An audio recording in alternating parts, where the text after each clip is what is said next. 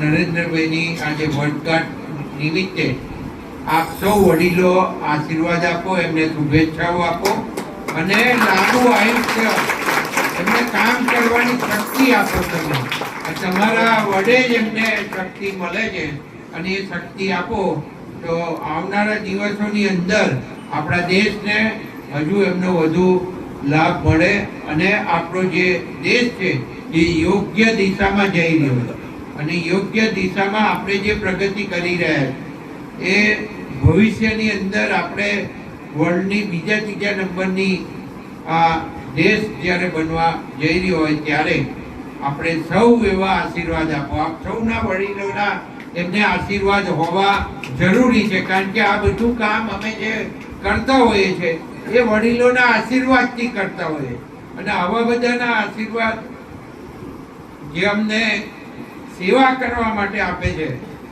એ તમામને હું અભિનંદન આપું છું. અને સાથે સાથે આ જે કાર્ય છે એ બહુ અઘરું કાર્ય છે.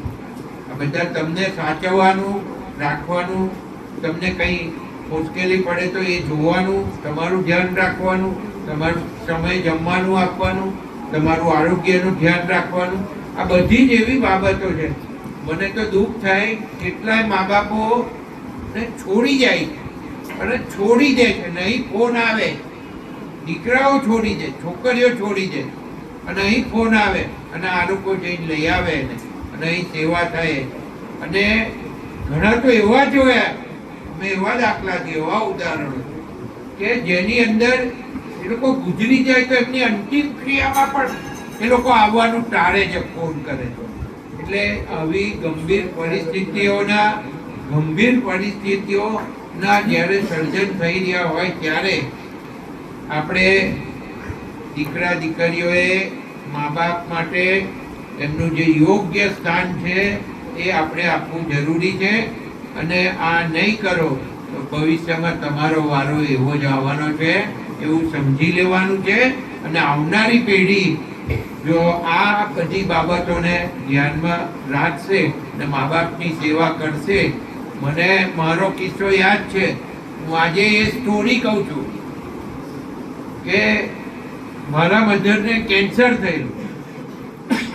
મારા મધરને જ્યારે કેન્સર થયું ત્યારે મેં મોદી સાહેબને ફોન કર્યો કે સાહેબ મધરને કેન્સર છે અને હવે હું આજથી એમની સેવામાં લાગ્યો છું અને હમણાં હું પોલિટિક્સને બાજુએ મૂકીશ, રાજકારણને બાજુએ મૂકીશ, હું ધારાસભ્ય ભલે ચાલુ રહ્યો પણ હું મારી મધરની, મારી માની સેવા કરીશ. અને એમણે મને છૂટ આપી. એટલે આ કેટલી મોટી વાત છે.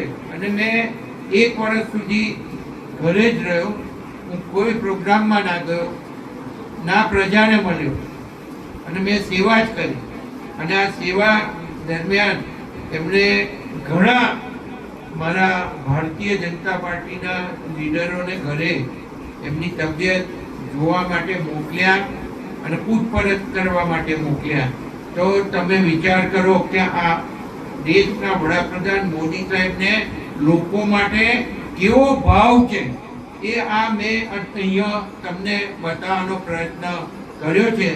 અને આ જ આપણે સમજવાનું છે, આવનારી પેઢીએ શીખવાનું છે. અને આ શીખીને ચાલશો, મા બાપને સાચવજો પહેલા, પછી બહારના લોકો જોડે યોગ્ય સંબંધ રાખીને યોગ્ય સાથે રહીને કામ કરશો તો તમે જીવનમાં આગળ વધી શકશો. મા બાપ સિવાય બીજું કશું આપણા માટે છે નહીં. મા બાપ એ ભગવાન છે. તો આ મોદી સાહેબે મને જે તે વખતે છૂટ આપી એનો મેં કિસ્સો તમને કહ્યો કે એમનામાં કેટલી મોટી માનવતા રહેલી છે. આ એક ઉદાહરણ. આભાર. રસ્તો ભારત માતા કી જય. માનનીય શ્રી યશસ્વી વડાપ્રધાન નરેન્દ્ર મોદી સાહેબનો આજે જન્મદિવસ છે અને માં અન્નપૂર્ણાને પ્રાર્થના કરીએ કે શતમ દિવસમાં શરદ 100 વર્ષનું આયુષ્ય પ્રદાન થાય અને દરેક દિવસ નિરોગી રાખે અને દેશને શિખરોના ટોચ સુધી પહોંચાડવામાં શક્તિ પ્રદાન થાય એવી આજના જન્મદિવસ નિમિત્તે શુભકામનાઓ પાઠવીએ છીએ. કારણ કે આઝાદી પછી જો આપણને જો કોઈ વડાપ્રધાન મળ્યા હોય અને જે વિકાસ માટે જેને દેશને આગળ લઈ જવા માટે જો ઘણી બધી મહેનત કરી હોય તેવા આપણા નરેન્દ્રભાઈ મોદી સાહેબ છે. કારણ કે જ્યારથી વડાપ્રધાન બન્યા એની પહેલા અમુક દેશ એવા હતા કે જેનાથી આપણે 50 વર્ષ આગળ હતા, અમુક દેશ તો આપણાથી ઘણા બધા પાછળ હતા. એવામાં આજે 10 થી 15 વર્ષના વચગાળાની અંદર આજે આપણે ઘણા બધા દેશોને 100 વર્ષ આપણે પાછળ મૂકી દીધા છે. એવું સરસ કામ આપણા વડાપ્રધાન નરેન્દ્ર મોદી સાહેબે કર્યું છે.